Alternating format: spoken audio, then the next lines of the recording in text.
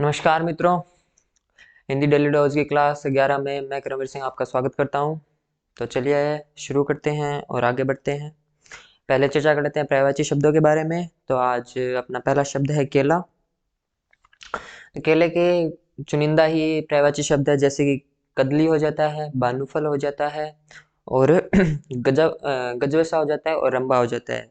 कदली आमतौर पर जो केले के जंगल होते हैं उन्हें कदली बोला जाता है। भानुफल गजवसा, गजवसा हाथी से संबंधित होने की वजह से इसे गजवसा कहता है और रंबा कहा जाता है। तो इस बात को आपको ध्यान में रखना है। आगे चर्चा कर लेते हैं केश अर्थात बालों के ऊपर। तो बाल तो इनको बोलते ही है, ये आपको पता ही है। एक इनको बोलते हैं कच, काकुल, कुंतल, चिकुर और शिरोरूह। तो ये आपको ध्यान में रखने हैं। ये इंपॉर्टेंट मैंने पर्यायवाची शब्द आपके लिए लिए हैं। इसके बाद में चर्चा कर लेते हैं कोमल। कोमल मतलब नरम, नाजुक, मुलायम, मृदुल और सुकुमार। ये एक थोड़ा सा सुकुमार को आप थोड़ा सा ध्यान में रखेंगे, एक मृदुल और एक सुकुमार, क्योंकि ये थोड़े से याद नहीं रहे और इनके दूसरे मतलब भी होते हैं। सुकुमार के मतलब अपन अच्छा कुमार मान लेते हैं, अच्छा राजकुमार मान लेते हैं, तो इसका आपको सुकुमार का थोड़ा सा ध्यान में रख के चलना है, कहीं आप कंफ्यूजन में ना रहे। इसके बाद में चर्चा कर लेते हैं क्रूर। क्रूर का मतलब निर्दयी, निर्मोही, निष्ठुर, निर्मम या बर्बर या नृशंस। जैसे कि आप एग्जाम्पल के तौर पर ये सारे काम है, ये सारे पर्यायवाची शब्द अगर किसी के लिए आप लेना चाहें तो एक आफताब पूनावाला के लिए ले सकते हैं, जिसने श्रद्धा के 35 टुकड़े किए थे। तो वो सजग रही है।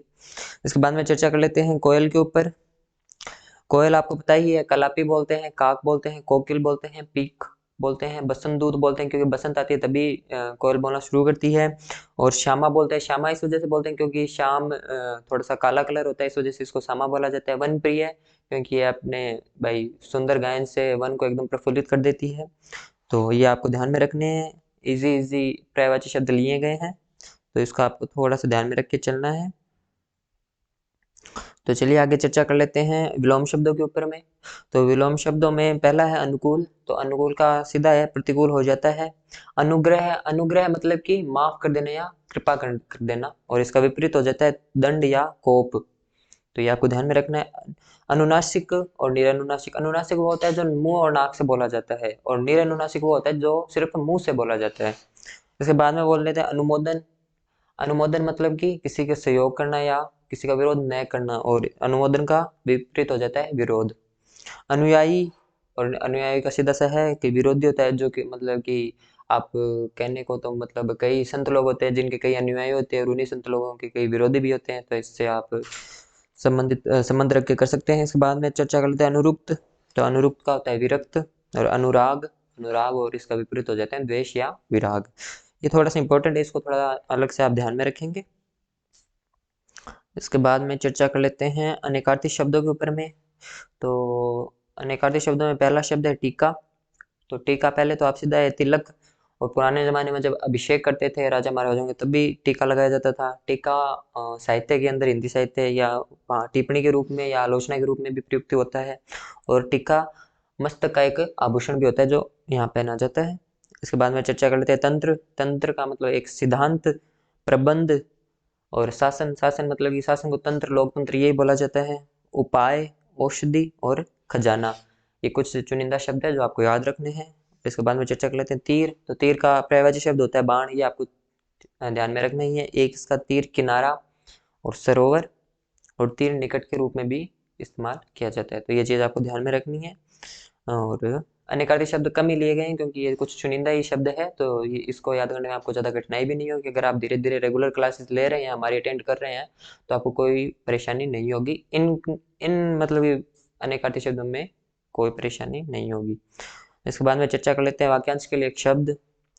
तो जिसका विभाजन न किया गया हो वो कहलाता है अविभक्त, और जिसका विभाजन ना किया जा सके, ये एक तो किया गया हो, जैसे भारत और पाकिस्तान का विभाजन किया गया तो वहां पर अविभक्त शब्द का आप इस्तेमाल कर सकते हैं। और एक जिसका विभाजन न किया जा सके या नहीं किया जा सके उसे बोलते हैं अविभाज्य। वह कार्य जो बिना वेतन के किया जाता है मतलब अवेतनिक कहलाता है। अब अवेतनिक जैसे आप अवेतनिक अवकाश से भी समझ सकते हैं। अवेतनिक अवकाश वो अवकाश होता है जिसमें कर्मचारी को वेतन नहीं दिया जाता, तो उससे संबंधित करके आप कर सकते हैं। मतलब बिना वेतन के जब कोई इंसान कार्य करता है तो उसे अवैतनिक कहा जाता है। जो विधि या कानून के विरोध में हो या विधि या कानून के विरोध मतलब विरुद्ध हो तो उसे बोलते हैं अवैध। जैसे आपने कई बार सुना होगा समाचार पत्र में बोलते हैं आज अवैध डोडा पोस्त पकड़े गए या अवैध शराब पकड़ी गई, तो मतलब वो विधि या कानून के अनुरूप नहीं चलते या उनके विरोध में चलने की कोशिश करते हैं, इस वजह से उन्हें अवैध का करार दिया जाता है। तो ये ध्यान में रखना है। जो कहने सुनने देखने में लज्जापूर्ण या घिनौना उसे अश्लील कहा जाता है। तो ये कुछ चुनिंदा शब्द है जो आपको ध्यान में रखने हैं।